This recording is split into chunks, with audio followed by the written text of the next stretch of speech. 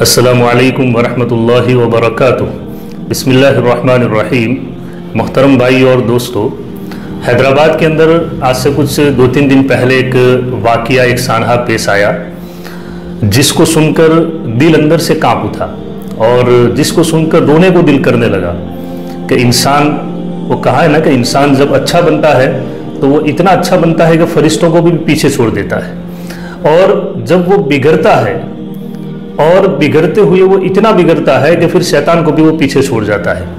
یعنی اس کی حرکات اور اس کی زندگی کی عادات، اس کی زندگی کے کردار اتنے برے ہو جاتے ہیں، اس کی سوچ اتنی گندی ہو جاتی ہے کہ وہ ہوتا تو بظاہر انسان ہوتا ہے لیکن وہ انسان کہلانے کے لائق نہیں ہوتا ہے۔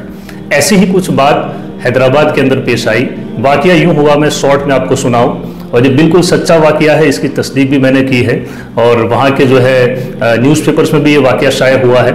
تو واقعہ یوں ہوا کہ ایک گھر میں جو ہے ایک فیملی تھی، اس میں 2 بھائی تھے، اور دونوں بھائی کی شادی ہو چکی تھی، دونوں کی مطلب وائفس ان کے گھروں میں رہتی تھی۔ تو ہوا یہ تھا کہ بڑے بھائی کے یہاں تو لڑکا تھا، ایک 3 سال کا لڑکا، ماشاءاللہ خوبصورت لڑکا اللہ نے دیا تھا، لیکن جو چھوٹا بھائی تھا اس کے وہاں لڑکا نہیں تھا، یعنی اس کی عورت کو جو ہے بچہ نہیں ہو رہا تھا۔ اللہ کی مصلحت ہے، اللہ کی حکمتیں ہوتی ہے اس کے پیچھے بھی۔ تو اس کی وجہ سے یہ جو چھوٹا بھائی تھا، اس کی بہو یعنی اس کی وائف، اس کے دل میں حسد نے جنم لیا، اور حسد جو ہے اندر میں کروٹیں لینے لگا۔ تو پھر حسد بڑھتے بڑھتے بڑھتے اور اس جلن میں وہ اتنی جلنے لگی کہ ایک دن یوں ہوا، یعنی ابھی 2-3 دن پہلے،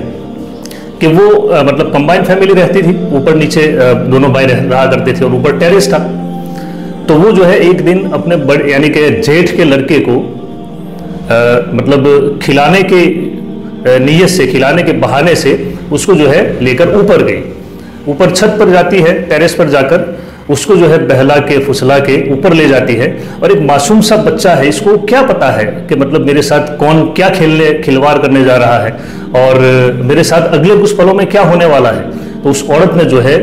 یعنی کہ بس ایک سوچنے کا مقام ہے کہ کیا اس کے اندر دل تھا یا کوئی پتھر تھا، یعنی اتنا بھی کوئی انسان گر جاتا ہے کیا، کہ اس نے آگے چل کے یہ سٹیپ لیا کہ اس معصوم بچے کو، پھول جیسے بچے کو، جو مطلب جس کو پتہ نہیں ہے کہ میرے ساتھ کیا ہونے جا رہا ہے، اس کو اوپر سے جو ہے مطلب ٹیرس پر سے اس کو پھینک دیا، اور پھینکنے کی وجہ سے وہ بچہ نیچے آ گرا، اور نیچے آنے کے بعد اس کی وہ حالت ہو گئی کہ وہ جو ہے کچھ پل کے لیے بھی مطلب وہ کہتے ہیں نا کہ آہ کرنے کے لیے بھی وہ باقی نہیں رہا، اور سیدھا جو ہے اپنے رب سے جا ملا۔ تو میرے بھائیو، یہ واقعہ اصل میں کیوں وجود میں آیا، یہ واقعہ کے پیچھے کی اصل میں وجہ کیا ہے، ریزنز کیا ہے؟ تو اس کے پیچھے کا ریزن یہی ہے، حسد۔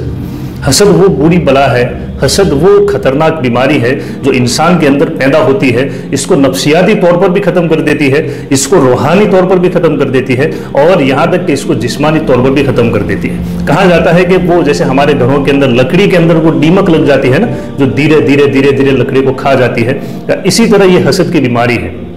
جو اندر سے انسان کو جلاتی رہتی ہے، کوروڑتی رہتی ہے، اور اس قدر اس کو جو ہے تباہی کے گھات لگا دیتی ہے کہ وہ کہیں کا بھی نہیں رہتا ہے۔ یہ واقعہ اس کا شاہد ہے کہ اس عورت کو اس کے اپنے حسد نے مطلب وہ اس کو آگے بڑھاتے بڑھاتے بڑھاتے کہاں تک بڑھا دیا۔ پہلے تو اس نے چھوٹے چھوٹے کام کیے ہوں گے حسد کے بنا پر، لیکن یہ حسد جو ہے اس کا جب سر چڑھ گیا تو اس نے آخر میں اتنا گندا کام کیا، اتنا غلیظ کام کیا کہ جس کو یوں کہتے ہوئے بھی ہمیں شرم محسوس ہو رہی ہے کہ یہ کام کسی انسان نے کیا ہے۔ تو حسد کے بارے میں اللہ کے رسول صلی اللہ علیہ وسلم نے بڑی پیاری تعلیمات دی ہے، اور کہا ہے کہ اس سے جو ہے انسان کو بچنا چاہیے۔ کہا کہ حسد سے بچو، جلن سے بچو۔ حسد کی بیماری، اللہ کے رسول نے فرمایا کہ حسد ایسی بیماری ہے جو انسان کے گناہوں کو ایسے، انسان کی نیکیوں کو ایسے کھا جاتی ہے کہ جیسے آگ سوکھی لکڑی کو کھا جاتی ہے۔ اب انسان نمازیں پڑھتا ہے، عبادات کرتا ہے، صدقہ خیرات کرتا ہے، اور دوسری جو ہے عبادتیں کرتا ہے، دوسرے جو ہے خیر خیرات کے کام کرتا ہے، نیک کام کرتا ہے، لیکن اس کے اپنے اندر کے حسد کو اگر اس نے کنٹرول میں نہ کیا،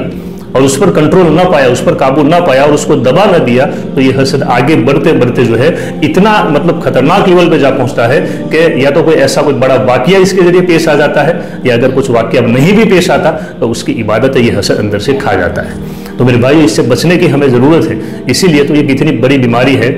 کہ اللہ کے رسول صلی اللہ علیہ وسلم پر بھی جب جادو کیا گیا تو اللہ نے جو 2 صورتیں نازل فرمائی، جس کو معوذتین کہا جاتا ہے، سورہ قل اعوذ برب الفلق اور سورۃ الناس، آخری جو 2 صورتیں ہیں قرآن کی، تو سورۃ الفلق میں اللہ نے یہی بات کہی، یعنی حسیدوں سے حسد مانگنا سکھایا گیا ہے۔ हासिदों से हिफाजत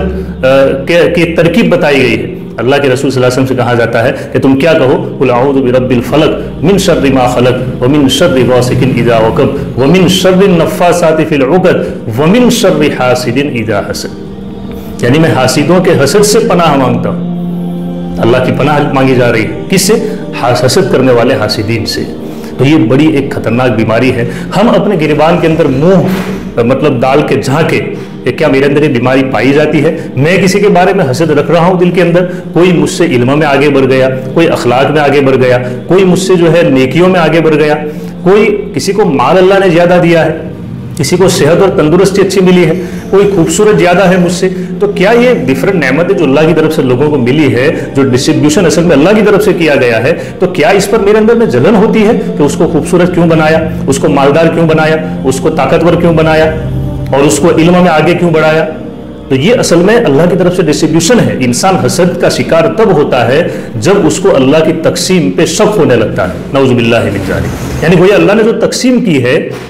जुबान से तो हम कह नहीं रहे होते हैं, लेकिन हसद करने का माना यही होता है। इसका मतलब यही निकाला जाएगा कि अगर मैं हसद कर रहा हूं तो मुझे अल्लाह की तकसीम पर शक है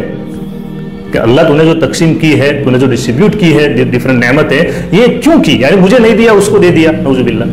तो ये मेरे भाइयों एक वो खतरनाक मतलब जज्बा है और वो कैफियत है जो इंसान को कहीं का नहीं छोड़ती है। तो इसलिए आओ हम सब मिलकर नियत करें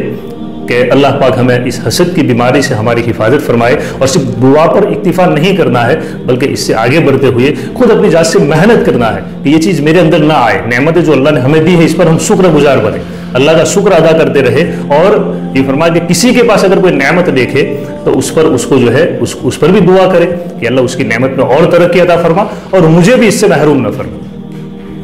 अगर किसी के अंदर कोई खूबी देखी जाए तो ये इस्लाम की तालीमात है कि दुआ ये होनी चाहिए कि उसकी खूबी में, उसकी नेमत में और इजाफा हो और मैं भी इससे महरूम न रहूं। और किसी के अंदर कोई कमी हम देखें तो इस पर इस्लाम ने ये तालीम दी है कि उस पर ये दुआ करो कि अल्लाह उसकी इस कमी को दूर फरमा दे, उसकी इस ऐब को दूर फरमा दे और मेरी भी अल्लाह इससे हिफाजत फरमाए। अल्लाह हमें अमल की तौफीक अता फरमाए। अस्सलामु अलैकुम।